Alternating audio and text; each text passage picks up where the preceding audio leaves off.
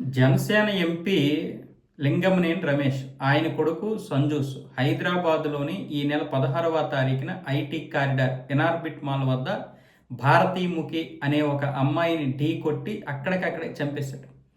ఒక స్పోర్ట్ కారుతో వచ్చినటువంటి వీడు ఆ అమ్మాయిని ఢీ కొట్టాడు.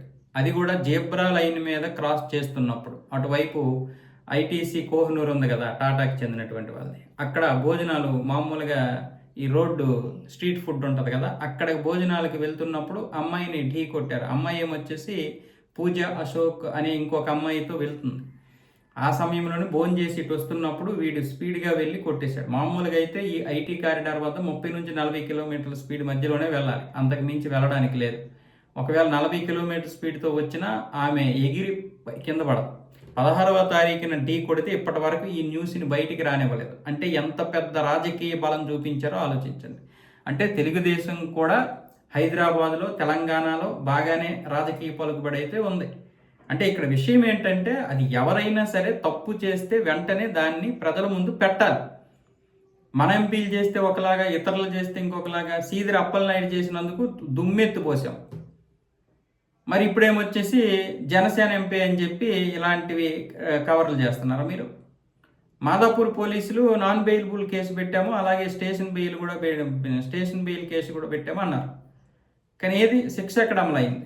అంటే ఈ విషయాన్నే బయటికి రానివ్వలేదు. అంటే ఇప్పుడు ఇంచుమించు 16వ తారీఖు అంటే ఈరోజు 21వ తారీఖు, 4-5 రోజులుగా ఈ యొక్క న్యూస్ని బయటికి రానివ్వలేదు. కానీ చివరికి ఈ న్యూస్ అయితే బయటకు వచ్చింది. నిన్న వచ్చింది ఈ న్యూస్ బయటికి. అంటే రాజకీయ నాయకులు వాళ్ళని కాపాడుకోవడానికి ఎన్ని ప్రయత్నాలు చేస్తున్నారో చూడండి. అలాంటప్పుడు ఒక స్వగాలి ప్రీతిని చంపినటువంటి వాడు ఎందుకు బయటకు వస్తాడు?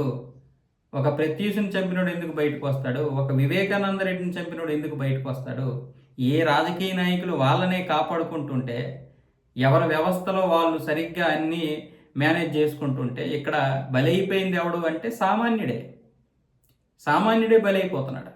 మరి రాజమండ్రి దగ్గర ఆ వెధవలు ఎవరైతే ఉన్నారో ఇద్దరు డ్రైవ్ చేసి ఒక మెడికల్ అమ్మాయిని దారుణంగా చంపేశారు. వాళ్ళని ఏం చేశారంటే, చట్టం తన పని తాను చేసుకుంటా పోతా ఉండదు అంటారు.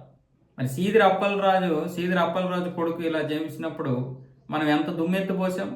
దానికి జగన్మోహన్ రెడ్డి వచ్చి వత్తాసు పలికినప్పుడు ఇంకా దుమ్మెత్తి పోసాం.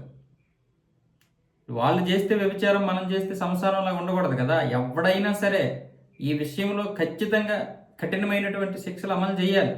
కానీ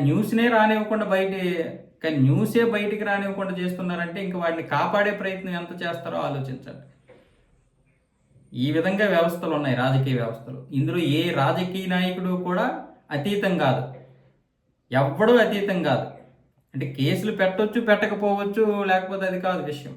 ఈ విధంగా ఉంటే ఇంకా కేసులు ఏ విధంగా ఉంటాయో, ఏ విధంగా వేడి మీద శిక్షలు అమలవుతున్నాయో చూడాలి. మరి ఇంత దారుణమైనటువంటి పరిస్థితి. అంటే ఏదైనా సరే ఒక తప్పు జరిగితే వెంటనే వాడికి శిక్ష అమలు అవ్వాలి.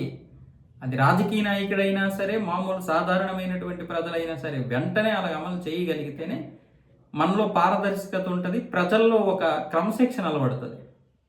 ఒక అమ్మాయిని దారుణంగా చంపేయడమే కదా అది ఒక మర్డర్ కేసు. ఇప్పుడు పెట్టాలి వీడి మీద మర్డర్ కేసు. మరి ఆ రోజు సీదిరి అప్పలరాజు కొడుకు చంపింది కూడా మర్డర్ కేసు అని పెట్టాం కాబట్టి ఇప్పుడు వీడి మీద కూడా పెట్టాలి. ఇక్కడ కాంగ్రెస్ ప్రభుత్వమైనా ఎవరైనా సరే పెట్టాల్సిందే. అది మన జనసేన, తెలుగుదేశమా, వైసీపీ, కాంగ్రెసా, బీఆర్ఎస్ఆ, ఎవడికి కావాలి? తప్పు చేసాడా బొక్కలో దొయ్యాలి. అది ఎంపీ అయినా ఎమ్మెల్యే అయినా. అవసరమైతే ఆ ఎంపీ కూడా బాధ్యత వహించి రాజీనామా చేసి పడేయాలి. నష్టమేమీ లేదు అలాంటి వాళ్ళు ఉండడం వల్ల. ఒక తండ్రి పెంచుకున్న కూతురు చనిపోయింది వీడి వల్ల. దీనికి ఏం సమాధానం చెప్తారు?